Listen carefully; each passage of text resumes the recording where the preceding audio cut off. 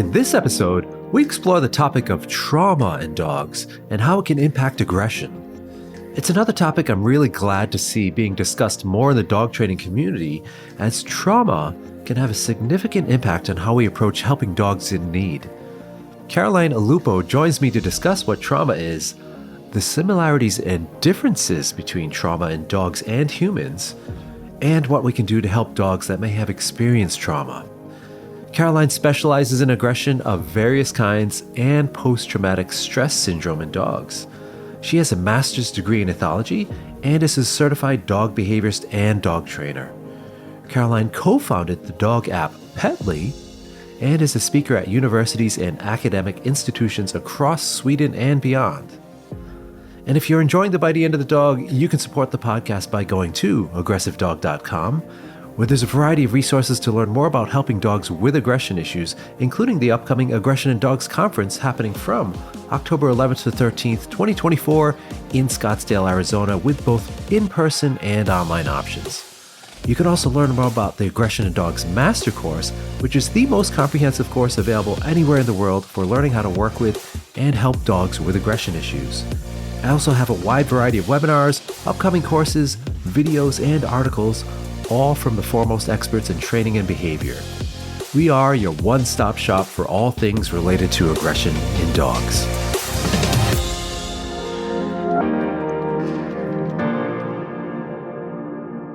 Hey everyone, welcome back to the Bitey End of the Dog. This week I have a very special guest because we're going to be talking about post-traumatic stress disorder in dogs, PTSD, which is something we haven't really talked about on the show. So I'm excited to introduce Caroline Alupo. Welcome, Caroline. Hi, Mike, and thank you for having me. Yes, let's jump right into this topic because we have a lot of listeners, a very broad range of listeners, and some are deeply entrenched into this topic, and some may have just started hearing about it in dogs.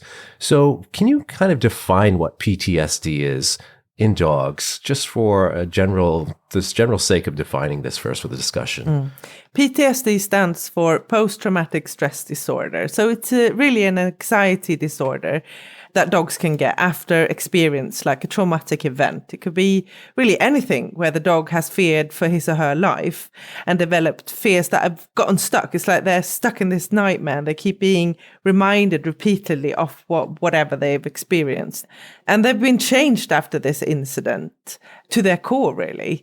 And they can fear, the whole world, or just people or dogs, depending on what they've experienced. But in short, it's an anxiety disorder after a traumatic event. And what are some of the signs that dogs experience? And we'll get more into that, I think, into the nuts and bolts and the details of it. But just some of the initial signs that a dog might have experienced that or has PTSD, or we would give that diagnosis to. Common signs are hyper-vigilance and an increased arousal after this event, as well as trigger reactions. So these dogs, they associate different things, different stimuli as triggers related to the actual trauma event. And they'll be actively trying to avoid those triggers. They will really elicit fear or anger in the dog when the dog is subjected or experiences these triggers. So that's very common symptoms. And sometimes these dogs also have other secondary symptoms like gastrointestinal issues and sleep disturbances, etc., depression, for instance. So quite common to what a human with PTSD would experience. Yeah. And in that regard, there's been some debate, and I've seen some conversations about, how can you assign a human disorder to dogs, and how do we know if dogs are truly experiencing that? So what's your argument for that? I think it's a valid point. It really is. When I did my study, I took the DSM scale, the diagnostic tool for different mental health disorders in humans. And I looked at PTSD and I thought, how can we apply this to dogs? Can we even apply this to dogs? And I had quite a critical eye when I looked at this scale. And I tried to take out what diagnostic criteria we actually could use for dogs. And a few of them I had to take away, like nightmares or flashbacks, anything where I couldn't, I can't ask a dog, are you experiencing flashbacks, or are you seeing, scenes from the trauma event, or are you dreaming about the traumatic event? I can't ask a dog that. So all of that had to be taken away. But the interesting thing was that in each diagnostic category, there's like 4 different diagnostic categories for PTSD. And in each category on the human side, you don't have to actually have all the symptoms in each category to have PTSD. So when I took out the ones that we can't really apply to dogs, I still had enough to work with to use it as a diagnostic tool for dogs. But I think the criticism is valid, and it's important always to be very critical, but we mustn't forget that dogs and humans, our limbic system is very similar. I mean, dogs are sentient beings with a very complex emotional life.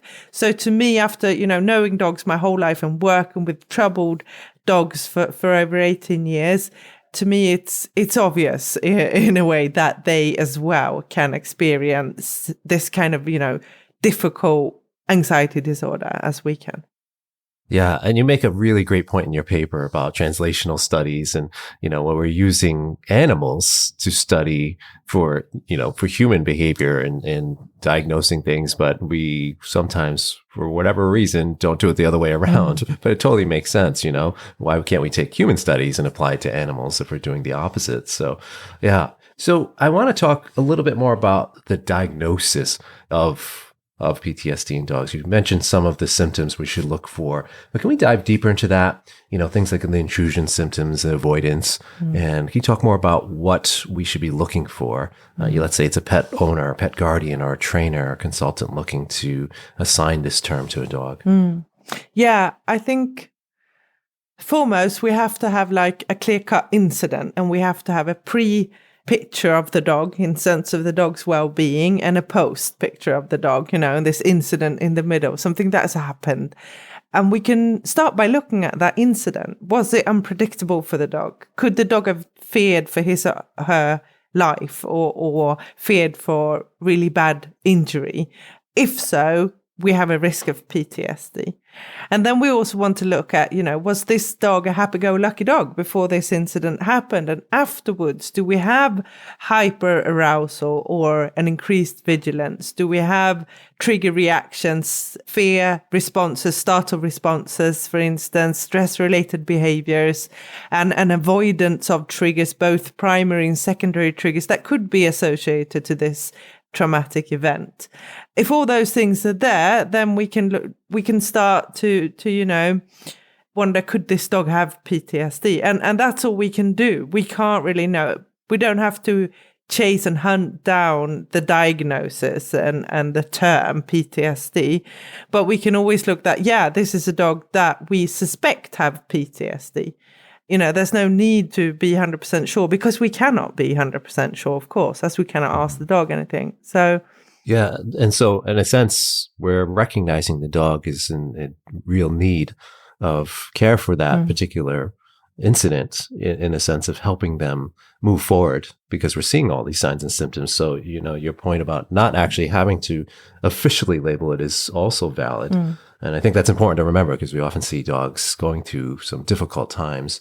Although I will say, I think it's also probably helpful. Would you find this helpful for guardians to be able to assign a term, and it allows them to empathize more with their dogs if they maybe empathize to PTSD? Maybe they know somebody, or they've experienced it themselves, and they might, if they know their dog has the similar diagnosis, do you think that would help them empathize more, or relate to their dog more? I think it can go both ways. I think some people, when they realize, my dog possibly has PTSD, they take the symptoms more seriously, and they understand, the Dr. Jekyll and Mr. Hyde tendencies, and, they see how, okay, my dog ticks all these boxes, and I truly understand, how severe this mental illness is for my dog, and that's a good thing. Some people open up and think about, medication as a help for the treatment plan, which they might not have considered without this kind of diagnosis. So I think that's, a good outcome. The backside is if a dog owner just lands in the PTSD diagnosis and lose, the actionability and loses its force to help this dog, and just kind of settles with, my dog is a PTSD dog. I can't do much about the situation we're in or the symptoms my dog is suffering from. And that's a shame. In that sense, I don't like the effect of the diagnosis. Yeah, that's such an interesting point too, because it makes you realize just how powerful labels can be and how we have to be careful about them. Yeah. So I want to back up a little bit too. You were talking about primary and secondary triggers, and you have some very specific examples in your paper that talk about, what has happened to a dog that really had that traumatic effect on them. One of them attacked by a drunk man. And then suddenly now the dog is worried about drunk people, which makes sense. Or men making eye contact, loud voices in crowds as sort of secondary triggers. And another really interesting one, attacked by a wolf in the forest, right? So that is not very common, I'm sure, for most people listening in, but wolf-like dogs, the scent of the wolf forest, unfamiliar dogs. Another one was I think there was some harsh training with a prong collar that strung up by a prong collar at the groomers. And now, of course, the dog is concerned about prong collars, people in general, all collars, groomers being harshly grabbed, and things that, of course, surround the groomers, setting, clippers, brushes, tables. So I guess my question here is, we know of the incidents in these cases. So when somebody, let's say, recently adopted a dog and they're seeing these things, maybe the dog feeling out of character in a sense of the quote unquote average dog in a particular setting. Let's say getting into a car, for instance, and the dog really panics just getting into the car, or shows all of these symptoms you were talking about. Would we know the difference? Would we be able to say this dog has trauma because of some previous incident, or this dog has just never been in a car? Can we tell the difference, or do we always need to have a baseline of what that dog's behavior was like before a particular incident? It's a good question. I mean, I work with a lot of rescue dogs that clearly have PTSD according to this diagnostic tool from my study, but we do not know what has caused the PTSD. We just know it's there. It's very obvious because of the secondary and the primary triggers and the avoidance and the hyper-vigilance and the arousal and the sleep disturbance and the gastrointestinal issues, etc., etc., and like a depressed kind of low state.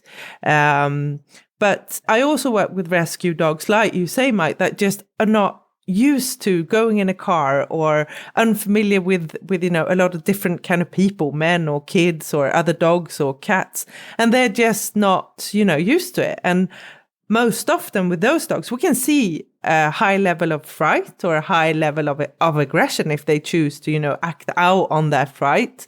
But with some operant conditioning and with some training, we often see that, okay, the dog is helped, and slowly but surely the dog feels more safe and secure around cats or sheep or horses or whatever it is, or the car, for instance. And we see a progression without, a holistic plan to help the dog forward. We're just actually practicing the car and doing it below the threshold for stress. And we're giving the dog, the possibility to back out of the training situation and say, yes, please, I want to try some more. And we're just doing that slowly over time and see that the dog actually gets more secure and is able to go in the car again. Then we do not have PTSD. It was just an insecurity around the car and a fright around cars. So there's a big difference. And it's very obvious when you meet these dogs that it's not the same thing at all. And most of it is based on the observations of what we're trying is not working. So I'd love to talk more about that in dogs that have experienced trauma, where the learning ability, for lack of a better description, is really impacted.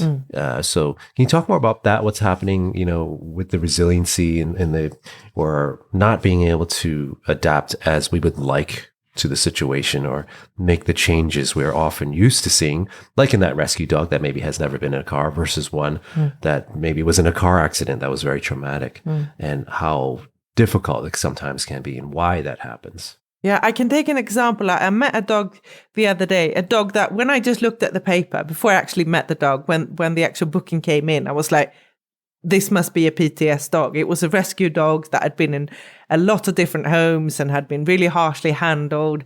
And when I met the dog, however, I was like, wow, this is not a PTSD dog. This dog is scared. It's got issues. It's got stress-related behaviors that we need to address, but there's no PTSD. That self-healing motor, that mechanism was completely intact. When we trigger trained, the dog chose to back out and do like a stress relief and chose to play to be able to move from kind of a hard feeling to a lighter one. And it was doing this on her own. She was like really working the therapy on her own. A PTSD dog doesn't do that. They need a lot of help to actually get that stress release and not bottle up or not shut down.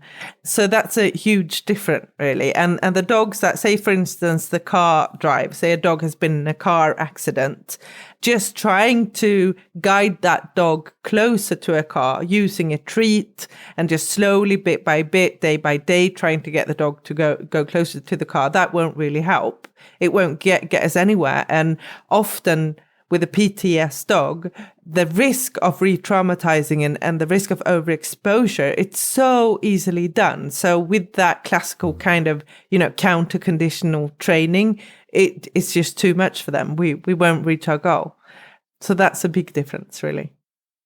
Yeah. So let's talk more about that. So when we are trying things that we typically would do for a dog that has not experienced it at the trauma level, what other changes can we do? Are we looking at medications? Do you work a lot in conjunction with veterinary behaviorists or veterinarians that can prescribe meds? Are there other things that we should be aware of with these dogs? Yeah, I mean, the first thing I want to do is really map out all the triggers the dog has. Is it just the car? I mean, that to me sounds like, in this case, where there's been a car accident, sounds like a big primary trigger. That's not where I want to start the training. So I want to map out all the primary triggers, and I also want to map out the secondary triggers, which could be like, a car braking or the sound of a car rolling in the gravel or honking of the horn or somebody just grabbing the car keys.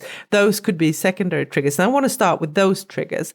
But before I even get to trigger training, I mean, that could be months down the line. I really want to look at, where is this dog here and today? It's like a person with PTSD that's been, burning the candle at both ends. There's no energy left. There's the sleep is disturbed and the nutrition and the food isn't really, passing through, and the nutritions aren't taken up as they should.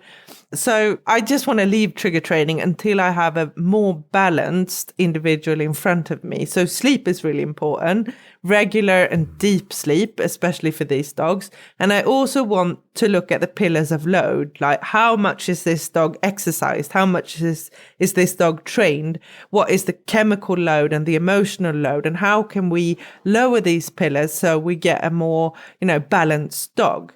Some dogs I work with now, they get way too much exercise for being a PTSD dog. So we're burning the candle in both ends. So really just helping them settle and relax, get sleep, get good nutrition. And after that, and I spent quite a lot of time doing that, I want to help these dogs remember their, good old days, their fun times, and whether we're happy-go-lucky and do things that makes them feel secure and courageous and safe. So I really coach my dog owners to do a lot of that before we even get to the trigger training. During that time, we want to make sure that the environment they live in is as trigger-free as possible, and that they have really clear routines, daily routines, so that the loss of predictability and the loss of control that happened in the trauma incident, we want to give that back to their dog. So they should wake up every morning and know exactly when they get fed, exactly when they get the bone, and exactly when they get to go for a walk and where they are taken for a walk. So, all the adventures and, we just reduce that completely, take that away. So their life needs to be very predictable, because these dogs, they wake up and they expect the sky to fall down on them every single second. And they're often, they often fear for their life on a daily basis. And one needs to understand that and help them feel secure, first of all, before trigger training can even, be on the agenda.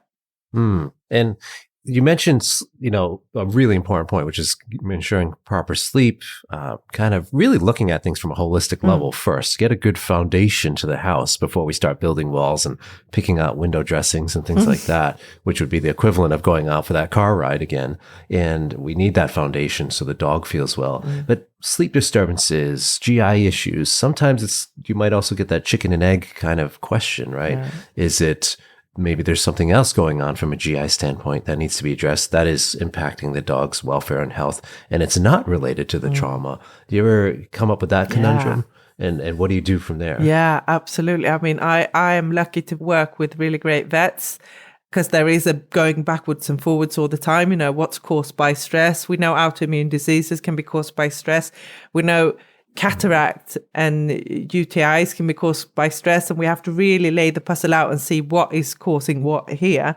And sometimes we have to test different treatment plans to see what has what effect here. So it's about going backwards and forwards all the time. I see the same with PTSD dogs that I suspect have pain in their body. Sometimes there's a body posture that will eventually, with time, cause them pain because they're crouching in their behinds, or they stood like a little upside down turned U, really scared position, and that will cause pain in the back. Or do they have a medical issue causing pain in the back? I mean, we really need to find that out first. But some of these dogs, when I meet them, they're super scared of humans and people and new people. And it's hard for them to just go to the vets. But this is all information we need to give to the dog owner as well, that, the optimal thing would be for a vet to do their evaluation of your dog, but doing it now will re-traumatize. So we'll have to do this in a month or two. And we have to start with, socialization and handling training, so your dog doesn't experience that vet visit in a way that would just give us a worse prognosis, really. So it's really tricky with some of these dogs, because there's so many factors affecting their well-being. Absolutely. It sounds like the number one key to moving forward is patience, right? Yeah. Because it's all at the dog's pace, and what they're going to be willing, I guess, for lack of a better word, to do for that session or that day. Just backing up to the veterinary component, I know it might be slightly different in the UK, and it depends on where you are in the world, but in terms of behavior medication, do you find something common that's being prescribed for dogs that have this diagnosis, or we're looking at trauma? Yeah, I do. And I think that it's on the rise, different kind of medications. I don't know what it's like in the US, but in Sweden, we have some medications that we use for, just to calm dogs, just stress dogs, really. But then there's some medications that we used for compulsory disorders and anxiety disorders. And those are mostly, human medications that we're trying on dogs, but most often they've been tested on dogs to be able to be cleared to be used for humans anyway. But Swedish vets are actually opening their eye to more substances, more types of medication than just your average, calming medication. So, yeah, but it's tricky. Not all PTSD dogs are, the case that they're not the kind of cases that need medications, but the really complex cases most often do. Maybe not for life, but for a period of time when we do the trigger training. And patience, like you said, it's key. So I always tell my clients that there's no quick fixes. There never are with dogs, and especially not with PTSD dogs. So, I mean, get ready to at least spend 6 to 12 months focusing on this, and slowly, the slower it goes, the better it is, help to rehabilitate this dog. Mm-hmm. So that's important to know if you have this kind of a dog, that there's no quick fixes and you need to take it step by step. And the slower the rehabilitation process, the really more durable the results.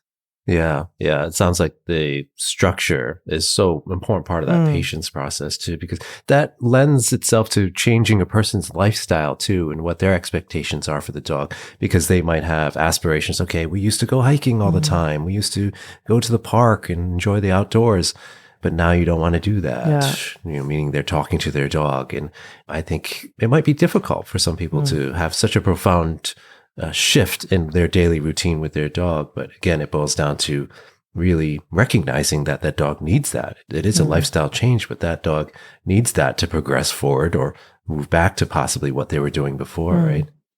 Yeah, yeah. And I think if you have a dog that's experienced something that have given them PTSD, I think what you have to come to terms with, which could be, a grief process, that your dog will never be the same again. It's all about treating it slowly and trying to get the dog to feel as good as it possibly can and to handle its triggers and trigger reactions. But we can't really go in and cure it or erase PTSD or erase the memories. So for some people, it's a grief process. This wasn't what I expected out of dog life. And now I have this dog that I can't hardly take for a walk, without him lunging and barking at other dogs, for instance. And yeah, that can be a hassle. And I think during these months of training, we want to improve the situation. But if that dog has been brutally attacked by another dog, we will never be able to erase that memory, of course.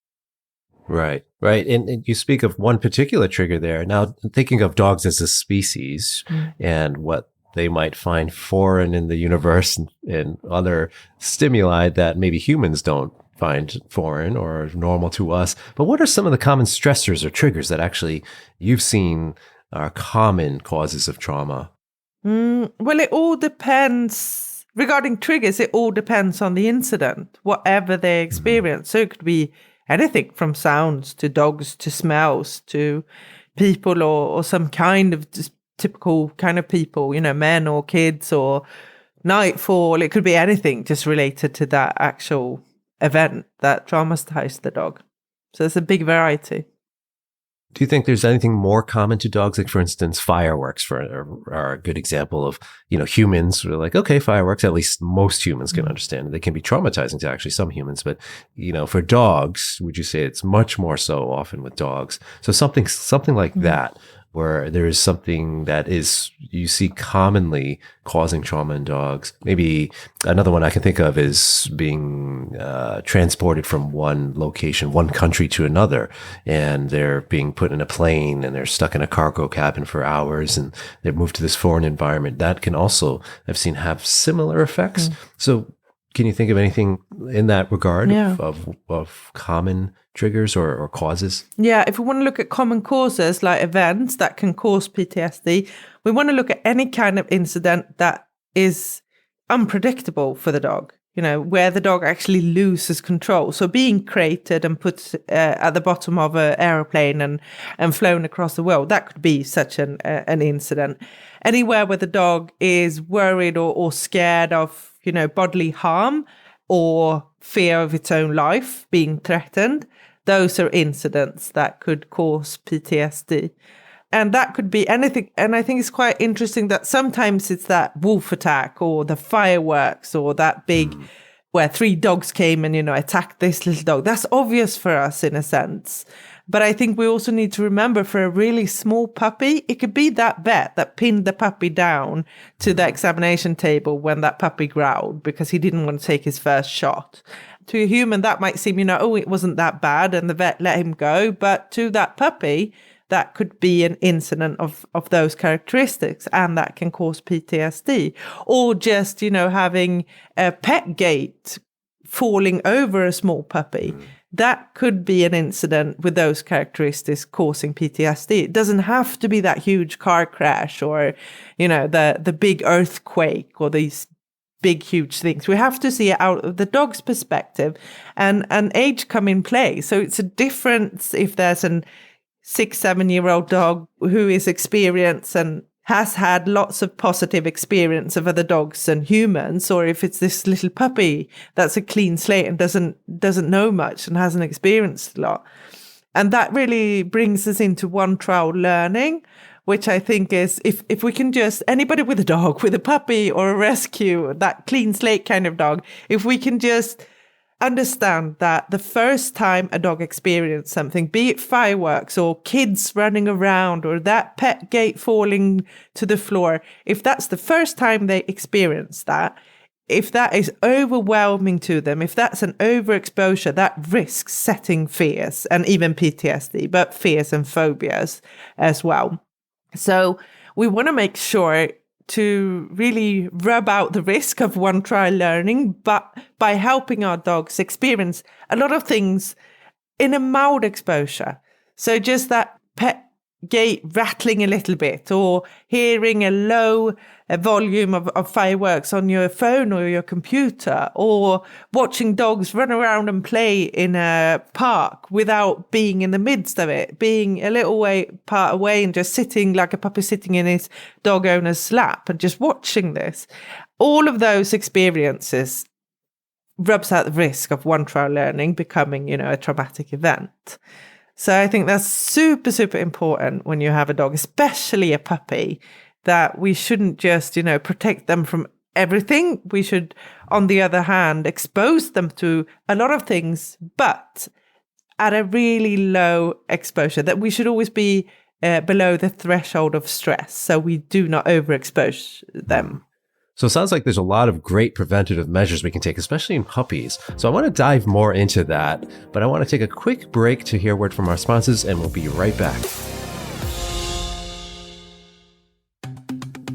If you're interested in hearing more about applicable and immediate steps you can use with your own dog, or in your cases, I have a subscription series called Help for Dogs with Aggression, which is an additional format to this podcast where I walk you through a variety of aggression issues.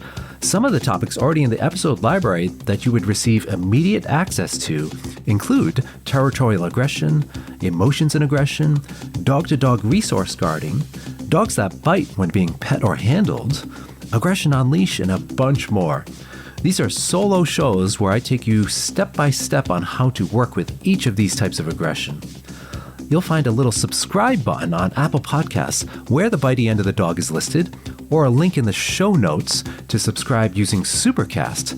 Your support of the show is very much appreciated. And don't forget to join me for the 5th annual Aggression in Dogs Conference, either in person or online, from Scottsdale, Arizona, from October 11th to 13th, 2024. This year's lineup includes many incredible speakers, including Dr. Clive Wynn, Veronica Putel, and Gina Ferris, Sarah Rodriguez, and Jess Arachi, Emma Parsons, Sarah Colnice, Dr. Kelly Moffitt, Sam Freeman, Dr. Amy Cook, and many more. Head on over to aggressivedog.com and click on the conference tab to learn more about the exciting agenda on everything from advanced concepts in dog body language to working with aggression in shelter environments to genetic influences on behavior. Dr. Amy Cook is also going to be bringing her entertaining and energetic personality to the grand reception and cocktail party, which, by the way, will be live streamed as well as in person. And as usual, you'll find a wonderful, kind, caring, and supportive community at the conference, both in person and online. And I want to take a moment to thank one of our sponsors for the conference. As a family of world-class trainers, Fenzi Dog Sports Academy provides expert and accessible instruction for competitive dog sports using the most progressive training methods and positive reinforcement techniques. Through their online platform, students are able to access professional dog training no matter your location or pup's skill level. FDSA believes the bond between dog and human is a proud and life-changing partnership, and they will work with you to develop a respectful and kind relationship with your furry best friend. Check out FDSA at fenzidogsportsacademy.com. All right, we're back here with Caroline Alupo, and we've been talking about PTSD in dogs, and now we're going to get a little bit more into those preventative measures we were just chatting about before the break in puppies and gradually exposing them to the world and all these things that could be potential triggers or causes, rather, for trauma if they're exposed to it at a high level. And, I think that's also an interesting way to look at socialization and habituation and getting dogs used to the world. But sometimes we have varying degrees. We have people that might get overzealous. Oh my gosh, I got to take my puppy to 100 places in 100 days. And, those rules of like active, massive amounts of socialization, and others that are like, oh no, we have to protect our puppies and put them in a cocoon and they can't see anything or be exposed to any diseases or anything. So we got to find this middle ground. I think that's why I was asking the questions about, what are common causes for trauma in dogs, because we sometimes, again, don't recognize, we have to, as you put it so eloquently before, seeing things through the dog's eyes, right? And so what about, here's a little more kind of deeper dive question.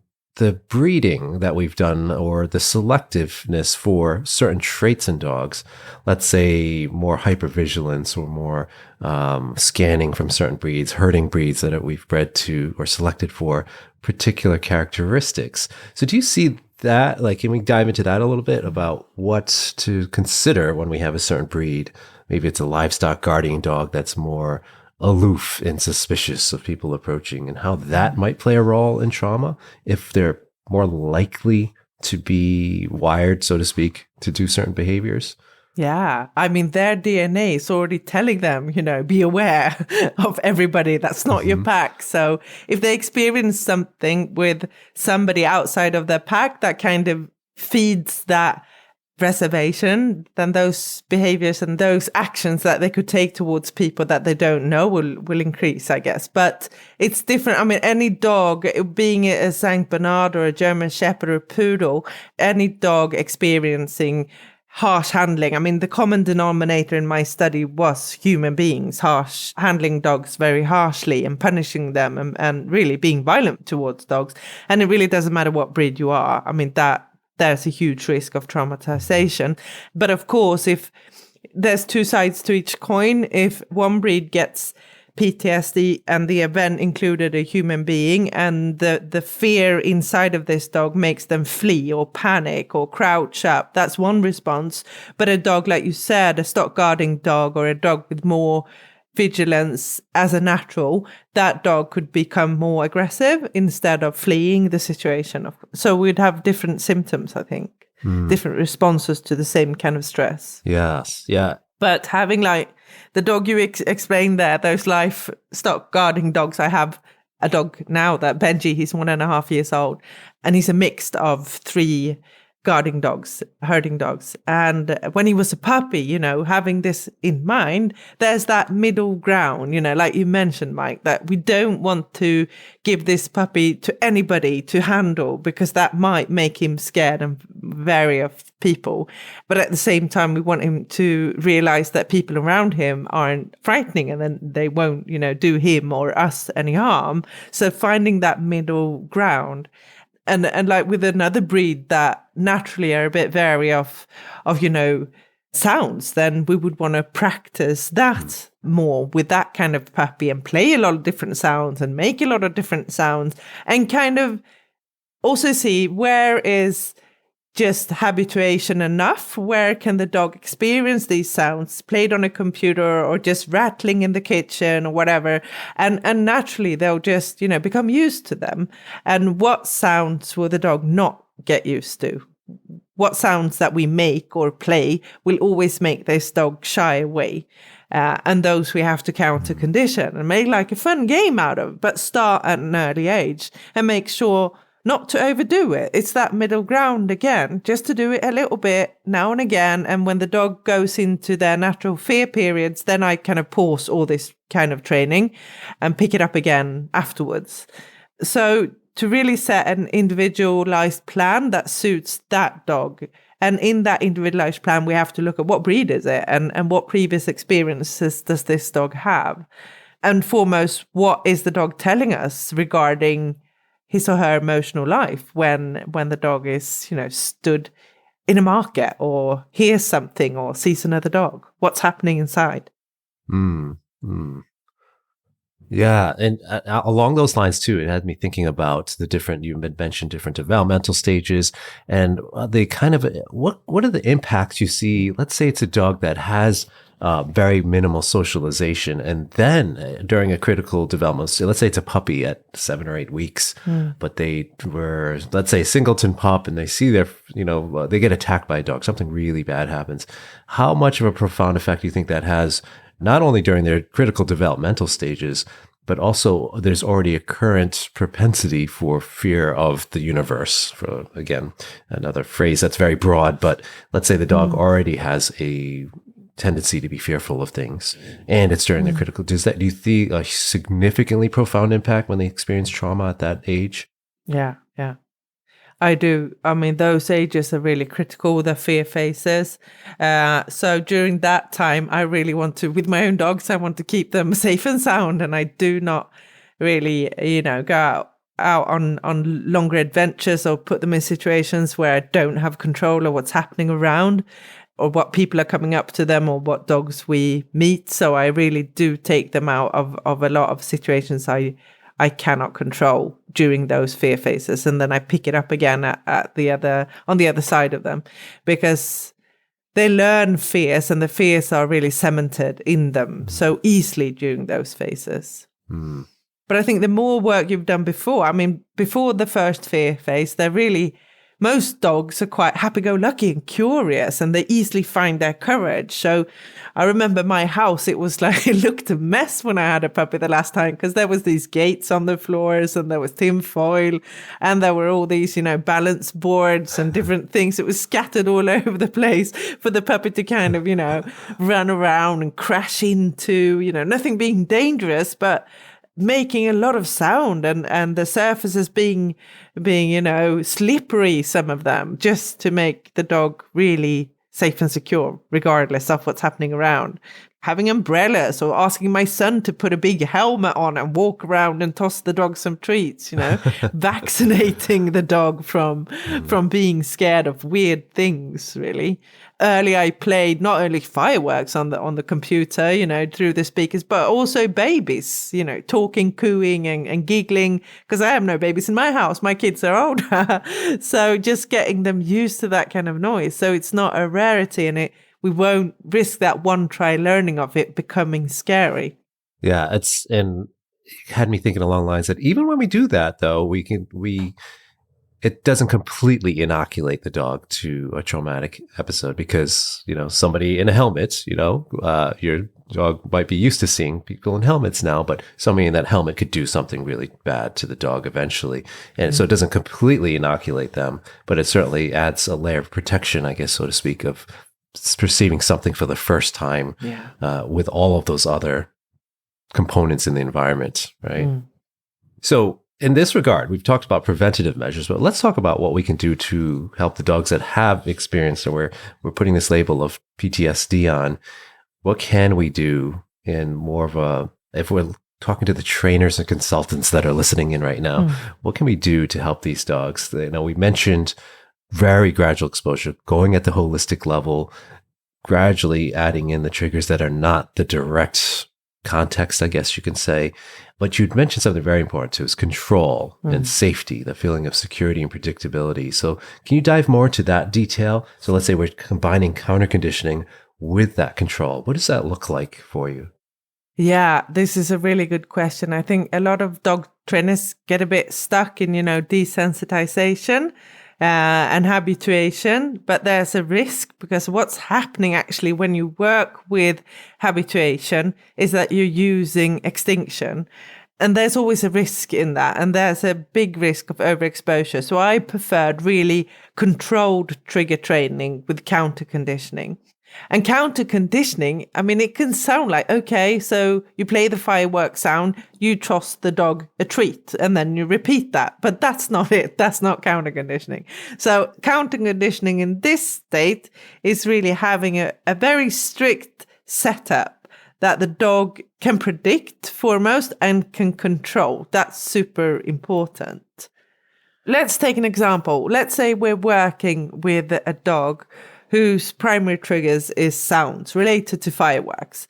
So the setup would be the dog not in a sit-stay position, because some dogs, they just go into working mode and they don't connect with their heart. They mostly connect with their head and just want to be obedient because they want that treat or that toy. So I want to stay clear of any cues associated with kind of obedience training, or whatever you'd like to call it. So just a setup where the dog knows that if I stand in this spot or if I move to this place, then the training starts. So like a blanket or just a wait a minute sign, rather than a stop, stay, cue that's been taught. Then I'll place out like an external reward, if it's a toy or if it's a treat. And I want my dog to focus on that. And then I'll always ask, are you ready? And if the dog looks at me or looks at the reward, the dog is saying, I'm ready to work. I want to do this. If the dog shies away or looks away or yawns, or it doesn't have to do much. It doesn't have to walk off the actual blanket or leave the stage. It could just in any way express, I'm not ready. That's when I just put my hands up and stop. And I'll still reward the dog with whatever I'd placed out there, an external reward. I'll still give the dog that reward, just to say you do not have to listen to the sound to get the reward. This is not, a situation where you have to listen to a sound to get food or get a treat, because that's not fair.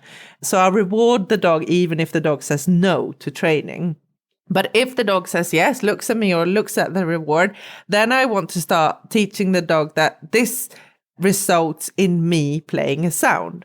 And if I start with a fireworks sound, I'm not being very kind, I'm scaring the dog, even if it's at really low level. So I'll start with any other sound. I'll click my fingers, or I'll play a sound of a cat meowing or a duck quacking, just something so the dog hears a sound, and straight afterwards I always like to go bang. So instead of going go ahead or okay, I'll just go bang, and I'll let the dog run off and get the toy or get the treat, and we'll repeat this. And after a while, when I have like a dog that's really eager to practice, because this is a lot of fun, and the sounds aren't that bad, then I start really just adding some sounds that are similar to fireworks. They don't have to be fireworks, but they're just a similarity at a really low volume on my phone or in the speaker.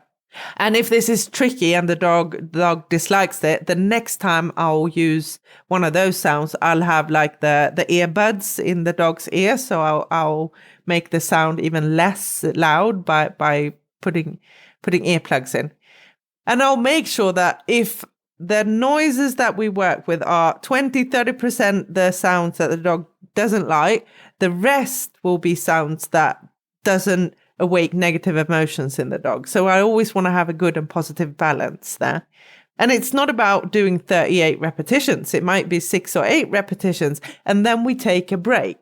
But that break isn't me talking to the client, not having focus on that dog. That break is always about, number one, stress release, going out, running, jumping, barking, playing tug of war, whatever the dog needs to release stress. And the second is helping the dog land again, to land softly. Maybe it's a treat search, or it's a massage, or it's holding the dog close. It's helping the dog unwind after the stress release.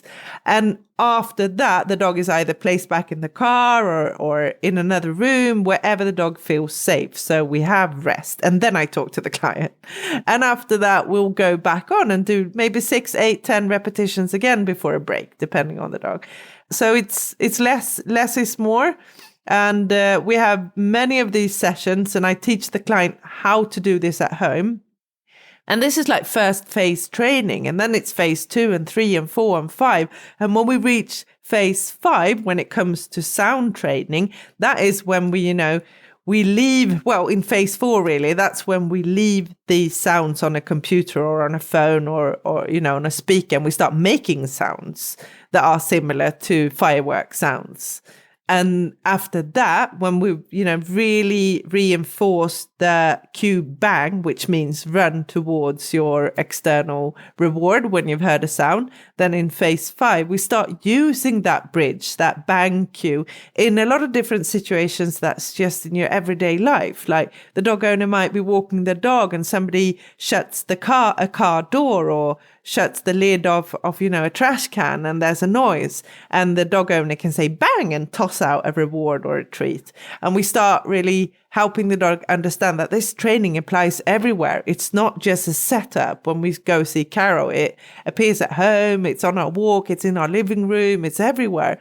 And it's also in this phase where if we've added medication, we want to start phasing out the medication to see will the results in the form of the dog feeling safe and secure and handling these kind of sounds when they are not predictable, so when the dog can't foresee them coming, if the results are still there, good, then we can keep phasing out the medication. If not, we have to keep the dog on medication, and we have to work more on sounds being unpredictable.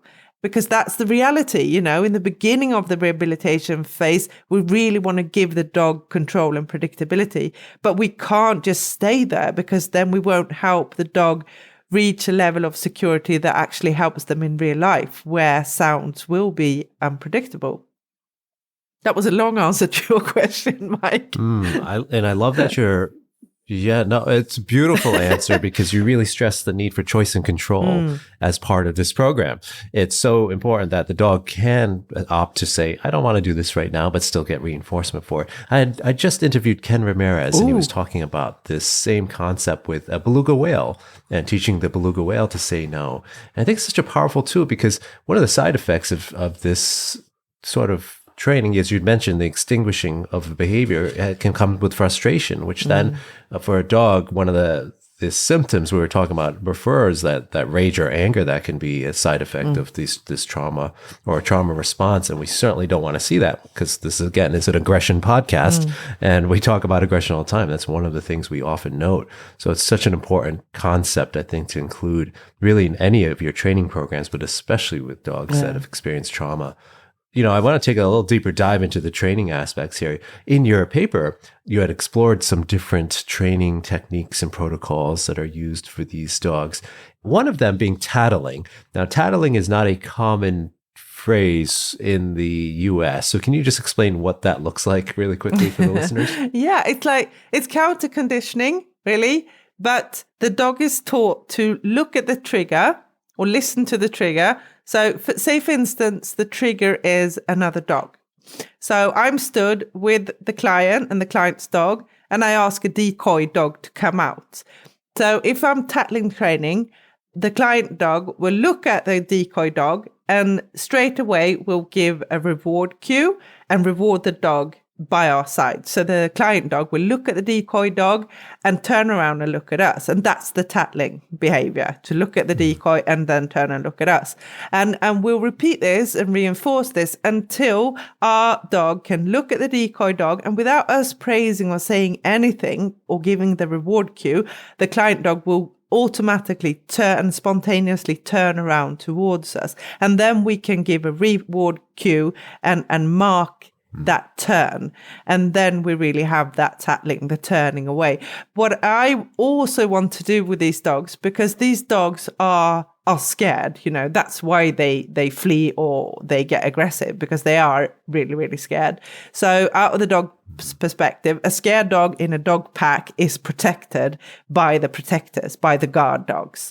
So after tattling, God, you opened up a can of worms here now, but after the client dog looking at the decoy dog and then turning towards me or the client, I want that reward to be placed behind us. So the dog that's scared looks at the decoy and goes in behind us, which gives us a chance to act as, the protector, to stand up and face the decoy dog and do so in a manner like a guard dog do. I always say to my clients, look like a Rottweiler, stand there, broad-legged, focus on the decoy dog. So if your dog turns around, he or she can see that you actually got their back. You've got this covered. You're in the front line. You'll handle this. And that is super important for these dogs. I do another thing with dogs that are scared of other dogs or humans, that I teach them to sit slightly behind their owner, and the owner, puts their leg out in front of their dog. So their leg is like a barrier over their dog's chest. So they've actually placed themselves in the front line in front of their dog. And then either me or somebody else or somebody with a dog comes walking towards them. And the client, the dog owner, needs to look at their dog a little bit now and again, backwards and forwards, looking at whoever's coming towards them and at their own dog. And when they see that their dog is getting a little bit stressed out, then they'll put up a hand and say, no thanks, my dog doesn't want to greet, or just go away, or give me some distance, whatever. Just say something, but act. Put up that hand and act. And whoever was walking towards them need to quickly turn around and bolt off, as if they got really scared and was like, oof, I'm off. I'm not dealing with those two. And then we repeat this. And what we see after just 3 or 4 repetitions, this is super cool. The client's dog behind them, they'll stop lunging. They'll stop barking. They'll just look at their owner and go, okay, do your thing, scare them off. Because that's what we're teaching them. We're teaching them you're not on your own. Your human being will stand in front of you and will scare off whatever scares you. Because we have to meet these dogs where they are. We can't just, we have to have a strategy to help them feel less scared. But there and then, in the now, they are deadly scared. They're fearing for their life on a daily basis. So we need to become that protector. We need to be their Rottweiler and help them in the everyday situations that they meet. There's so many ways we can unpack this too, because at the most basic level, we might just argue that, okay, it's the stimulus is the cue in the environment. So to return to the handler for reinforcement, sort of like an engage-disengage protocol or a look at that. But I do love the social learning aspect you put on it, in that your dog starts to learn you're going to keep them safe. So you're advocating for the dog. And then we can also put the notion of the dog's got choice in the environment, so they can choose to flee, they could choose to lunge and bark, but we're just reinforcing for us humans the most desirable choice in the animal, which is returning to the handler and then going behind the handler as well. Yeah, it's really interesting for me to hear variations on this, and why for dogs with trauma, it's so important to have that additional element of that social learning where, okay, my person's got this. They're advocating for me, because it's a lot different than a dog that's not necessarily worried about their human advocating for them, or it's not, you don't get the same trauma response. So yeah, I love this. And I'd love to kind of also talk about the different protocols that you mentioned in your paper. Yeah, you had mentioned things like bats, cats, counter conditioning, tattling, and even punishment. So there was a couple of them that were most effective. And what were those? The counter conditioning, which and tattling, which is, counter conditioning. There's just an operant part in it. And then it was bat, of course, that had good effect. And punishment, of course, had the opposite effect. The dogs got worse or got re-traumatized. You had cited some resources and some other papers in your study, but why do you think punishment is so detrimental, especially in these cases? Well, it's just like a never-ending loop of harshness and violence, really. I mean, human or dog, if you've been subjected to violence and you have stress-related issues because of that, and somebody's trying to help you with them using more violence, it's just, pouring more petrol on that fire. It's never going to put that fire out. So to me, it's logical that more force will not help a dog in distress. Yeah, and you think about the context too. If we're going to that same context where the dog experienced trauma, and then we add in something else to that context, when we're already trying to strip away these secondary triggers and work with each one of them, and suddenly we add something else that's another secondary trigger when you think about it in that context. At least that's the way my mind's wrapping around it. Like, why would we want to do that to the dog and add in something worse to an already bad situation, right? Yeah, and I think the only reason why dog owners do that is because they lack the knowledge, that they don't know what to do. They're frustrated. They might have a dog that's really, fearful or has a high level of aggression, and they do not know what to do. So that's probably why people land in trying to use more force to solve aggression. But most often they realize quite quickly that it's only making things worse. I worked with a dog the other day that was really, really scared after harsh handling. It had so many homes, more homes than it had years on this earth. And it bit its owner when she tried to put the harness on or put the leash on, or it just went mad and just started biting everywhere, really. She said, I'm trying not to take this personal, but it really is, hurting my feelings and my hands, and I don't know what to do. And I said to her that she just needs to take her hands away when it's actually happened. Just slowly take your hands away and slowly walk away. and give the dog space. And then we set up like a training plan on how this dog gain control of putting on the harness herself and having, this again, are you ready cue and responding to that. And us never moving the harness on top of her, always her, sticking her head in the harness. And I said to her, the attacks that she does now, we use them to evaluate our training. So say she attacks your hand 3 times a day today. We want to practice and train in this manner and see, okay, in 4 or 5 days, how many attacks per day do we have? And in a week or 2 weeks, how many attacks per day do we have? So we're slowly getting down to 0. So some people just also have to understand that there and then the symptom, the attacking of the hands, we don't act there and then. That's not when we solve it. We solve it in different manners out of a holistic perspective, and we see those reactions like, a receipt. Is our training working or not? Are these attacks actually being minimized with the training, or are they increasing? And I think that's super important, always to evaluate whatever you're doing with a dog, trying to help a dog, always evaluate every measure. I think that's a great way to wrap up this episode, and remembering the patients and really keeping an eye on things with our dogs and evaluating and meeting their needs and advocating for their needs. So thank you so much. This has been fascinating to chat with you. And I'd love to find out where listeners can find out more about you as well. You can reach me on Instagram or on Facebook, either Caroline Alupo, or you can search for Petly, which is like a companion app for dog owners that I've helped create. So Petly, and you can also download Petly, on App Store or Google Play. But on Instagram and Facebook, you'll find me at Caroline Alupo. Excellent. Caroline, thank you so much. I really appreciate you taking the time to chat with us, and I hope to see you again in the future. It was wonderful chatting with Caroline, and I hope you enjoyed this episode as much as I did. Learning about what trauma is and how it can impact dogs or humans can truly shape and help our behavior change strategies and ultimately create more empathy for those who may be struggling.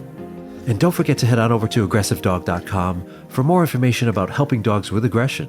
From the Aggression in Dogs Master Course to webinars from world-renowned experts and even an annual conference, we have options for both pet pros and pet owners to learn more about aggression in dogs. We also have the Help for Dogs with Aggression bonus episodes that you can subscribe to. These are solo shows where I walk you through how to work with a variety of types of aggression, such as resource guarding, dog-to-dog aggression, territorial aggression, fear-based aggression, and much, much more. You can find a link to subscribe in the show notes or by hitting the subscribe button if you're listening in on Apple Podcasts. Thanks for listening in. As always, stay well, my friends.